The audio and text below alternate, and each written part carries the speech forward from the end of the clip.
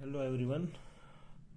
आज मैंने आपको 10 क्वेश्चन कराए थे। मैं आपको रिपीट कर रहा हूँ। हो सकता है कुछ क्लियरिटी वीडियो में ना आई हो या फिर कुछ वर्ड्स छूट गए हों, तो हम अगेन ये 10 क्वेश्चन को रिपीट करते हैं। फर्स्ट वन है, वो कह रहा है कोई अल्फ्रेड नाम का व्यक्ति है, वो एक स्कूटर खरीद रहा है 4700 रुपये में, और वो 800 रुपये उसके मरम्मत पे खर्च कर देता है। यदि वह उस स्कूटर को 5800 रुपये में बेच दे तो उसे कितने प्रतिशत का लाभ होगा। ठीक है, उसने ये बोला है हमसे। जो खरीदना होता है वो होता है कॉस्ट प्राइस, इंग्लिश में बोलते हैं कॉस्ट प्राइस, मीन्स क्रय मूल्य। कोई भी चीज़ हम खरीदते हैं उसे क्रय मूल्य बोला जाता है। तो वो 4700 रुपये की खरीद के लेके आया था। उसने कहा सर मैंने है ना 800 रुपीज़ इसके मेंटेनेंस पे खर्च कर दिए। तो वो 800 भी तो मेंटेनेंस मतलब उसकी जेब से ही तो गए हैं। तो 4700 और 800 कितने हो गए, कुल 5500 रुपये उसने खर्च कर दिए। तो ये क्या हो गया, कुल क्रय मूल्य हो गया सिप्पी 5500 रुपये। अब उसने क्या किया, उस 5500 रुपये वाले स्कूटर को 5800 रुपये में बेच दिया। और बेचने को क्या बोलते हैं, एसपी या सेलिंग प्राइस। सेलिंग प्राइस को हिंदी में क्या बोलते हैं, विक्रय मूल्य। तो उसने 5800 में बेच दिया। अब देखिए, मैंने खरीदा 5500 में और मैंने बेचा 5800 में, तो इसमें मेरे को क्या हुआ, प्रॉफिट। प्रॉफिट कितने का हुआ, अगर मैं दोनों को माइनस करूंगा तो 300 रुपये का। तो जो प्रॉफिट होता है उसको क्या कहते हैं, एसपी माइनस सीपी, मीन्स विक्रय मूल्य माइनस क्रय मूल्य ही क्या होता है, प्रॉफिट। और प्रॉफिट परसेंटेज अगर पूछा जाए आपसे क्वेश्चन में, तो उसको निकालने के लिए क्या होता है, हम ऊपर क्या रखते हैं प्रॉफिट, नीचे क्या लिखते हैं सीपी अपो इंटू में 100। तो मतलब लाभ बटे क्रय मूल्य इंटू 100। तो अपना लाभ कितना आया था भैया, 300। कितना आया था, 300। और आपको पता है जो मेरा कॉस्ट प्राइस था वो कितना था, 5500 रुपये। मैंने इसको अपॉन में लिख दिया और इनटू में 100 इस फॉर्मूले में पुट आउट कर दिया। दो 20 से 20 कैंसिल आउट हो गया। 5 के टेबल में 5 वन जा 5, 5 वन जा 5, 5 6 जा 30 और एक जीरो कैरी कर लिया। 60 अपॉन कितना आ गया, 11। 60 अपॉन 11 को मैंने 11 से डिवाइड कर दिया। 11 5 जा 55, कितना बच गया 5। तो फिर हम यहाँ से काउंट करते हैं 5, फिर अगला वाला 5 लिखेंगे और फिर क्या लिखेंगे अपॉन में 11, और क्या हो जाएगा परसेंट। अगर मैं इसको अगेन मल्टीप्लाई करता है, 11 5 जा 55 प्लस 5 कितने हो जाते हैं, 60 अपॉन 11 हो जाता है। ठीक है, ये समझ में आ रहा है। देखते हैं, चलो अगर नेक्स्ट वन देखते हैं। 2 की पावर 2 इंटू 3 की पावर 2 इंटू 7 की पावर 2, कोमा 2 इंटू 3 की पावर 4 इंटू 7 का उसने हमसे मैथ है पे, इसकी फुल फॉर्म होती है महत्तम समापवर्तक, और इंग्लिश में बोलते हैं HCF। HCF होता है हाईएस्ट कॉमन फैक्टर, वो पूछ रहे हैं हमसे। तो HCF जब भी आपसे पूछेगा तो आपको इन दोनों, जो ये 2 टाइम्स दिए हुए या 3 टाइम्स भी हो सकते हैं कोई रकम, या 4 टाइम्स भी वैल्यू दे सकता है, तो आपको उन सभी में से कॉमन संख्या देखनी है। और कॉमन के साथ साथ आपको पावर में जो सबसे छोटी हो ना पावर, वो लेने किसके किस में, जब वो HCF फाइंड आउट करने के लिए, HCF निकालने के लिए। तो इस क्वेश्चन में 2 की पावर 2 और 2 की पावर 1 में दोनों में कॉमन तो 2 हो गया भाई, दोनों में आ रहा है 2। लेकिन 2 में पावर छोटे किसकी है, सिर्फ 2 के, तो 2 कैरी कर लिया मैंने यहाँ से। इस 3 की पावर 2 और 3 की पावर 4 दोनों में 3 तो है, लेकिन पावर छोटे किसकी है, 3 की पावर 2, मैंने लिख लिया यहाँ पे। 7 की पावर 2 और 7 में से 7 कॉमन है, लेकिन 7 में से छोटी पावर किसकी है, 7 की। अगेन मैंने इसको ओपन किया तो 2 इंटू 3 की पावर 2, मतलब 3 कितने टाइम्स मल्टीप्लाई है, 2 टाइम्स। तो 3 इंटू 3 कितने हो गए, 9 इंटू 7। मैंने इसको मल्टीप्लाई किया तो कितना आ गया, 126। अब आगे बात करते हैं हम। सपोज करो वो HCF ना बोल के ये कि ये वैल्यू देख के आपको एलसीएम पूछ लेता। तो एलसीएम क्या होता है, एलसीएम की फुल फॉर्म होती है lowest common multiple. Lowest common multiple means आपसे वो पूछ लेता है लोवेस्ट कॉमन मल्टीपल में वो वैल्यू लेनी है जो कॉमन हो और पावर क्या हो, मैक्सिमम वाली हो। मैक्सिमम वाली मीन्स 2 की पावर, देखो 2 दोनों में लेकिन मैक्सिमम पावर किसकी है, 2 की पावर 2। ऐसे 3 कॉमन है लेकिन पावर मैक्सिमम किसकी है, 3 की पावर 4। ऐसे 7 कॉमन है लेकिन मैक्सिमम पावर किसकी है, 7 की पावर 2, तो ये हमारा क्या हो जाएगा, एलसीएम। आई होप आपको समझ में आ रहा होगा। अब हम नेक्स्ट क्वेश्चन की बात करते हैं, क्वेश्चन नंबर 3 की।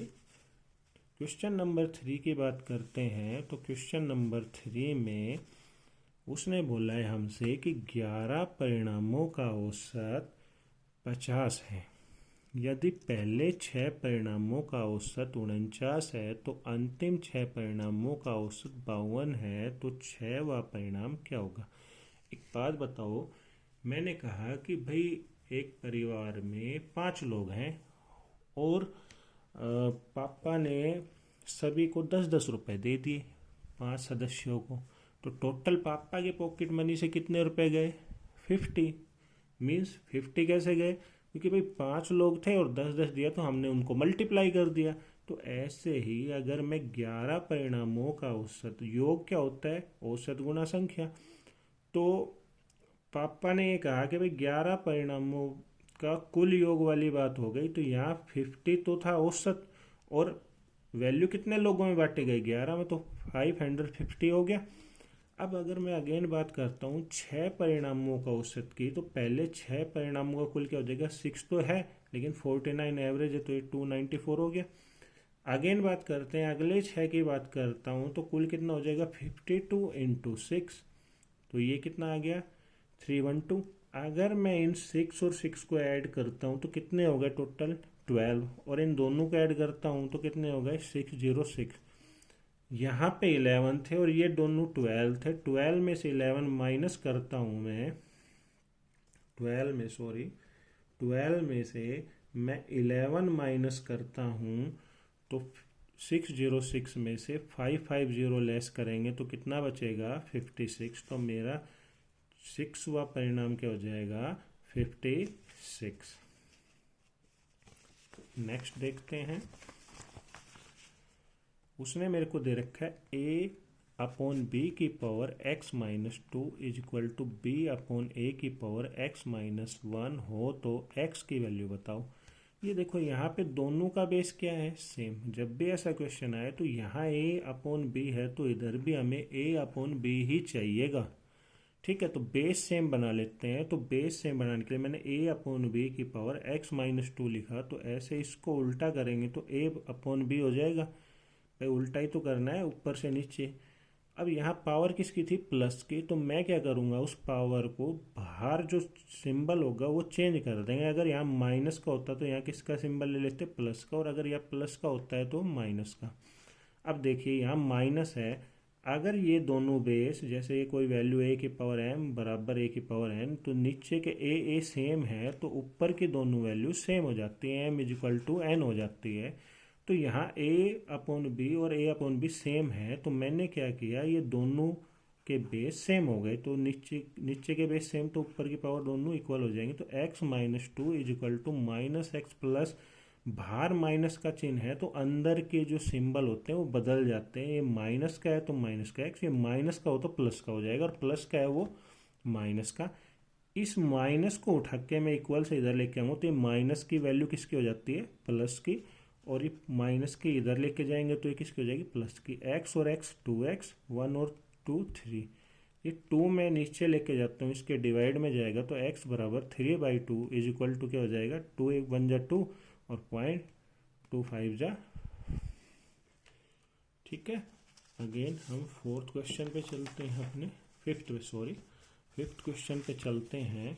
फिफ्थ क्वेश्चन में वो क्या बोल रहा है, वो कह रहा है यदि एक डॉग है वो एक हिरन की प्रत्येक 5 कूद के लिए 3 कूद लेता है, यदि कुत्ते की एक कूद हिरन की 3 कूद के बराबर हो तो कुत्ते की चाल का हिरन की चाल से अनुपात क्या होगा, उसने ये बोला है मेरे को।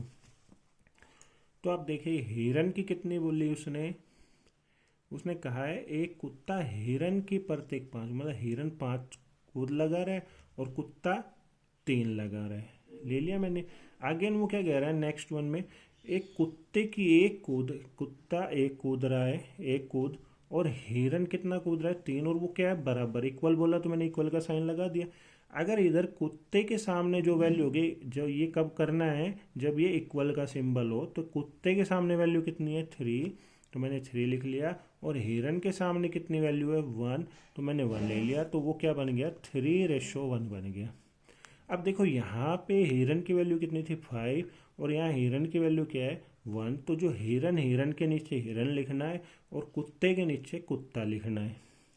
तो आगे करेंगे 5 × 1 हो जाएगा, जब सेम रकम हो एक तरफ तो मल्टीप्लाई कर देंगे, 5 1 जा 5 और 3 3 जा 9, तो ये मीन्स क्या हो गया,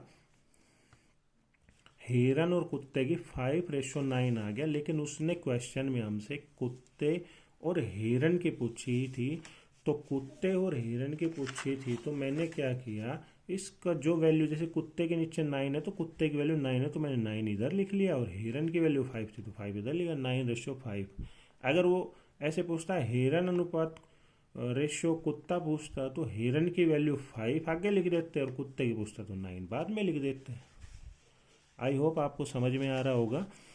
आगे देखते हैं, वो कह रहा है 6th क्वेश्चन है, संतरे के दामों में 25% की कमी होने के कारण एक ग्राहक 16 रुपये में 4 संतरे अधिक खरीद सकता है, तो एक संतरे की मूल कीमत क्या है।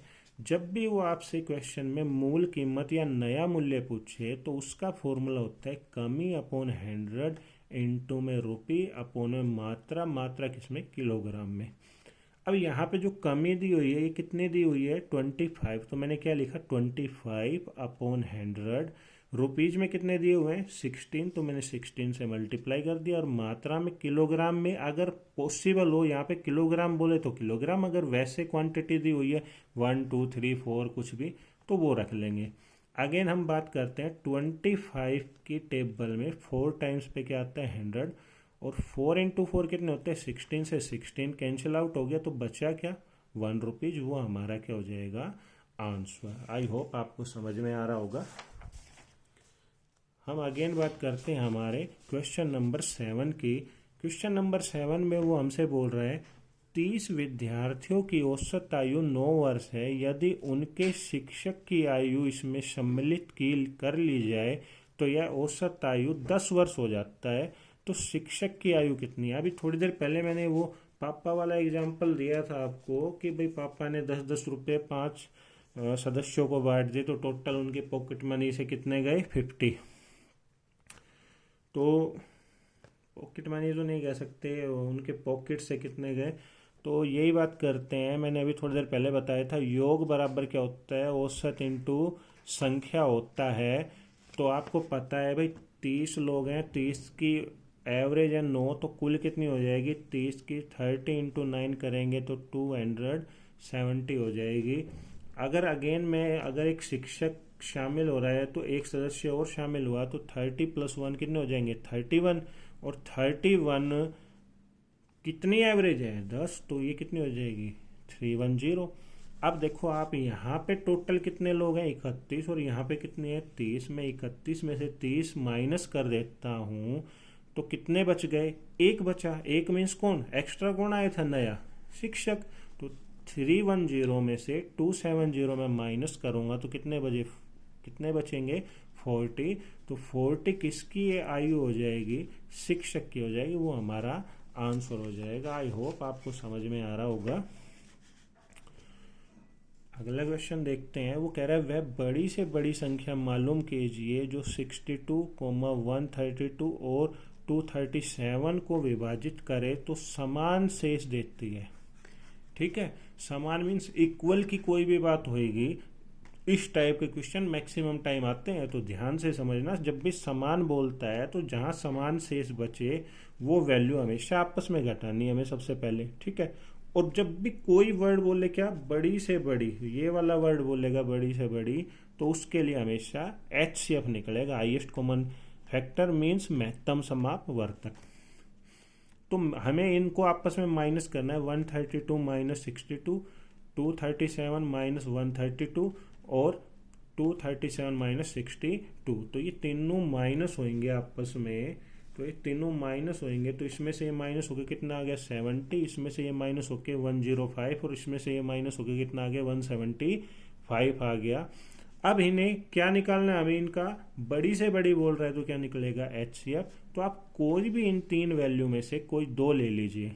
मैंने ये 70 लिया, मैंने 70 से इस वैल्यू को डिवाइड कर दिया, 105 को 70 से डिवाइड किया तो 71 जा 70, 35 बच गए। अगेन जो यहाँ वैल्यू होगी वो अंदर आएगी, तो 35 की टेबल में 2 टाइम्स से क्या आएगा 70।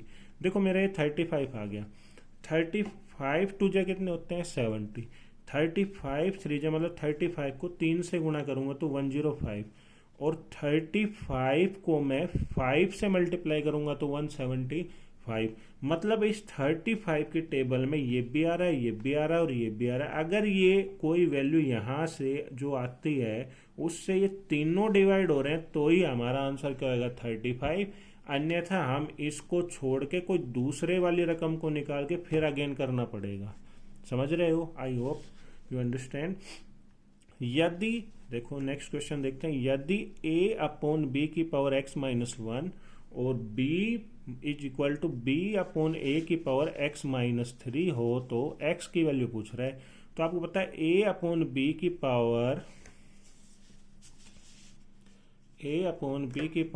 x माइनस 1 इक्वल टू, अभी थोड़ी देर पहले मैंने ऐसा ही क्वेश्चन कराया था कि भैया नीचे के बेस क्या बनाने पड़ेंगे सेम।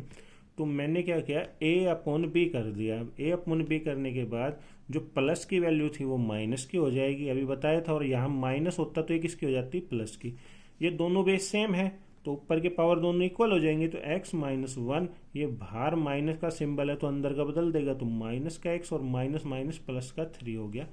ये x उठा के मैं इधर लेके गया तो कितने हो गए 2x, और ये 3, ये माइनस का 1 इधर जाके 4 हो गया। तो 2x बराबर 4, 2 की टेबल में 4 2 टाइम्स पे आता तो x इक्वल टू कितना हो गया 2। समझ में आ रहा है या नहीं? अगला क्वेश्चन देखते हैं 10th नंबर। एक विद्युत पंप एक टंकी को 3 घंटे में भरता है। टंकी में लीक होने से उसे भरने में 3 घंटे 30 मिनट लगते हैं। लीक से टंकी का पूरा पानी कितने समय में बाहर बह निकलेगा और टंकी खाली हो जाएगी? अब देखिए यहाँ पे 3 घंटे में भर रहा है। मैंने एक कोई वैल्यू ए मान लो, बी मान लो, सी मान लो, कुछ भी लिख सकते हो आप अपनी तरफ से, मैंने आसानी के लिए लिख दिया। ये 3 घंटे में भर रहा था। अब यहाँ 3 घंटे 30 मिनट गिवन है तो मैंने क्या किया, इस मिनट को आवर में बदलने के लिए इसके अपोन में 60 लगा देंगे। तो मैंने यहाँ 60 लगाया। 30 के टेबल में 60 2 पे जाता है, 30 एकम 30, 30 दूनी 60। जब भी ऐसी कोई रकम होती है आपके पास, जैसे यहाँ पे गिवन है 312, तो ये इससे मल्टीप्लाई होता है और ये इसमें ऐड होता है। तो 3 2 जा 6 प्लस 1 7/2 मैंने यहाँ पे लिख दिया। ऐसे यहाँ से ये 3 इंटू 2 प्लस 1 तो 7/2 घंटे हो गए। अब ये जो पहली वैल्यू आई थी 3, ये भरने का कर रहा था, और जो बाद की वैल्यू आई है 7/2 ये खाली करने की कर रहा है। जब भी मेरे को ऐसे कोई वैल्यू लिखनी है यहाँ पे तो मैं ऊपर ऊपर वाली वैल्यू लिख लूंगा, इन दोनों का मल्टीप्लाई। 3 इंटू 7 कितना हो गया 21। 21 टोटल वर्क है, ये 21 है, ये कितना कर रहा है 3, तो 21 को 3 से डिवाइड करूंगा तो कितना आएगा यहाँ 7, और टोटल वर्क कितना है 21, और ये कितना कर रहा है खाली करने वाला 7/2। तो इसका डिवाइड करेंगे इससे तो ये 2 कहाँ चला जाता है ऊपर। 7 की टेबल में तीसरे नंबर पे, मतलब 7 3 जा कितने होते हैं 21 इंटू 2, तो 3 इंटू 2 कितने हो गए 6। ये भरने का काम कर रहा है ये 7, और खाली करने का कर रहा है ये 6। तो 7 में से 6 माइनस करेंगे। क्यों कर रहे हैं माइनस? अगर भरने का करते तो दोनों ऐड हो जाते, खाली खाली का करते तो भी ऐड हो जाते, लेकिन अपोजिट कर रहे हैं तो ये माइनस हो जाएगा। तो 7 माइनस 6 कितना हो गया 1। तो टोटल वर्क कितना था अपना 21 अपॉन 1, तो ये कितना हो गया 21 आवर आ गए। ये हमारा क्या हो गया आंसर। मैंने आपको 10 क्वेश्चन करा दिए। पहले जो पेपर में 10 ही क्वेश्चन थे मैथ के, तो मैंने आपको सभी क्वेश्चन करा दिए हैं। आप इनको देखना, और इस चैनल के डिस्क्रिप्शन में टेलीग्राम का लिंक है, उससे आप जो ये क्वेश्चन जो करवाए हैं इनका PDF या नोट्स वहाँ से आप डाउनलोड कर सकते हैं या देख सकते हैं। आई होप आपको समझ में आ रहा होगा। Thank you and have a nice day.